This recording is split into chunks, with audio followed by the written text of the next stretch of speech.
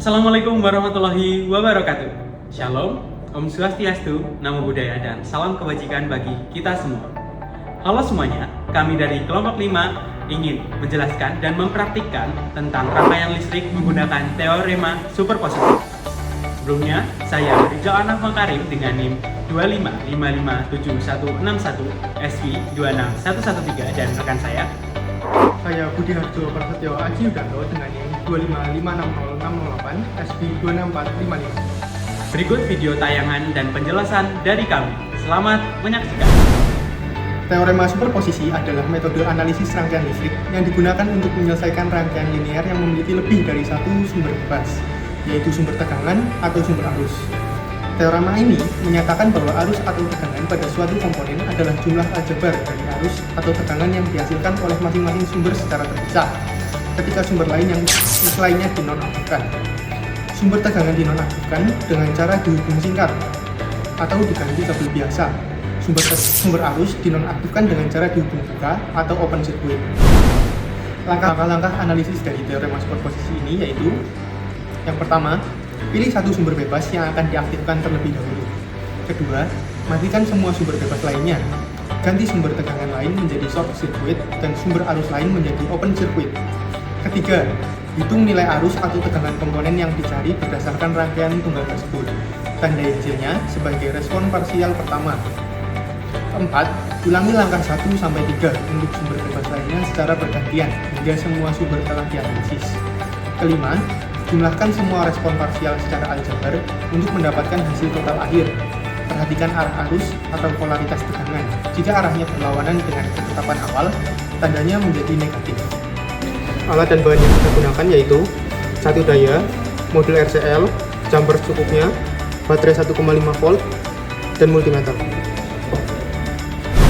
Langkah pertama, kita menyambungkan kubu positif baterai atau kutub positif baterai ke resistor A. Lalu, kita sambungkan resistor A dengan resistor B dan resistor C secara paralel.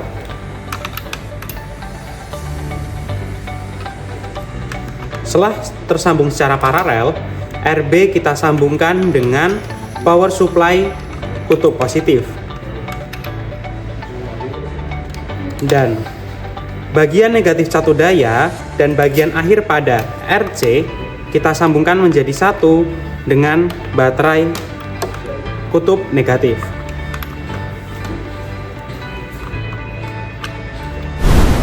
Pada pengukuran pertama, kita mengukur arus pada RC akibat sumber tegangan 1 dengan menghubung singkat sumber tegangan 2 dari power supply.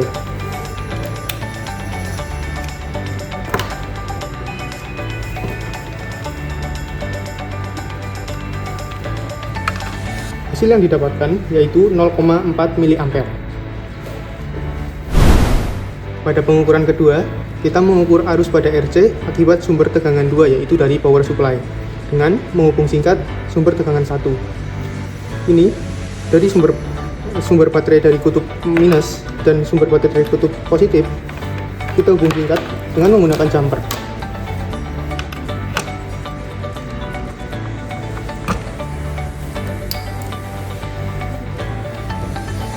Hasil pengukuran yang didapatkan yaitu 4,3 mA.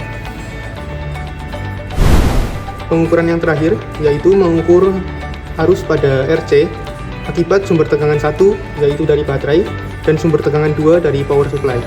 Hasil yang didapatkan yaitu 4,72 mA. Selanjutnya kita akan menganalisis rangkaian superposisi menggunakan metode perhitungan. Untuk rangkaian terdapat dua sumber, E1 dan juga E2, E1 dari baterai dan E2 dari power supply. Sama dengan rangkaian yang pengukuran tadi. Dengan data yang sama, RA sebesar 220 ohm, RB 100 ohm, RC 1000 ohm, E1 sebesar 1,5 volt, dan E2 sebesar 7 volt. Langkah pertama yaitu kita akan mencari arus C akibat dari E1 atau dari baterai. Dengan menggunakan rumus, arus E1 sama dengan E1 dibagi dengan RA plus RB dan RC yang diparalelkan. Sehingga itu kita mendapatkan hasil 1,5 dibagi dengan 220 dijumlah dengan 90,9 volt. Ohm, mohon maaf. Lalu hasil akhirnya yaitu sebesar 0,00482 ampere. Lalu kita akan mencari IC akibat E1. IE1 dikalikan dengan RB dengan dibagi RB plus RC. Lalu kita substitusi nilainya yaitu 0,00482 dikali dengan 100 dibagi dengan 1100. Lalu kita dapatkan hasil akhirnya yaitu sebesar 0,0043 ampere. Lalu kita ubah ke miliampere yaitu sebesar 0,43 ampere. Setelah kita mendapatkan arus C akibat E1, kita akan mencari arus IC akibat dari E2 dengan rumus sama, yaitu E2 dibagi dengan RB dijumlahkan dengan RA dan RC yang diparalelkan. Lalu kita mendapatkan hasil 7 dibagi dengan 100 dijumlahkan dengan 180,32 dengan hasil akhir arus E2 yaitu sebesar 0,024 ampere.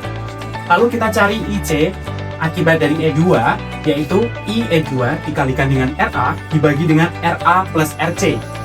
Lalu kita substitusi dengan nilai 0,024 dikali dengan 220, lalu kita bagi dengan 220 dijumlahkan dengan 1000. Dengan hasil akhir IC akibat E2 yaitu 0,00432 ampere. Lalu kita rubah ke miliampere sehingga hasilnya adalah 4,32 miliampere.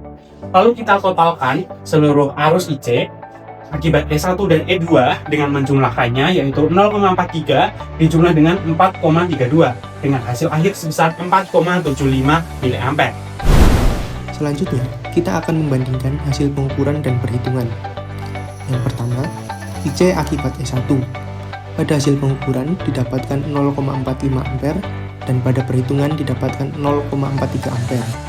Terdapat selisih yang sangat kecil, yaitu 0,02 ampere. Yang kedua, IC akibat E2.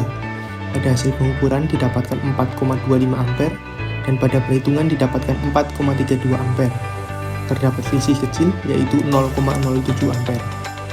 Yang ketiga, IC akibat E1 dan E2. Pada pengukuran didapatkan 4,72 ampere dan pada perhitungan didapatkan 4,75 ampere.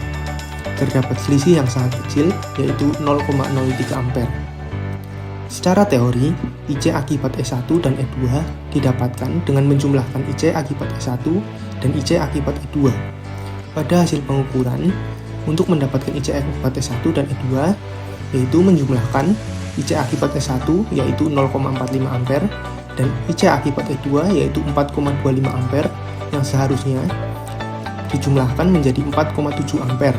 Tetapi pada pengukuran kali ini didapatkan 4,72 ampere, terdapat selisih yaitu 0,02 ampere. Pada pembahasan kali ini kita akan membahas tentang persentase error, di mana kita menggunakan rumus yaitu hasil dari hitung dikurangi dengan hasil ukur dibagi dengan hasil hitung, kemudian dikalikan dengan 100, di mana kita mendapatkan hasil yaitu sebesar 1,05%.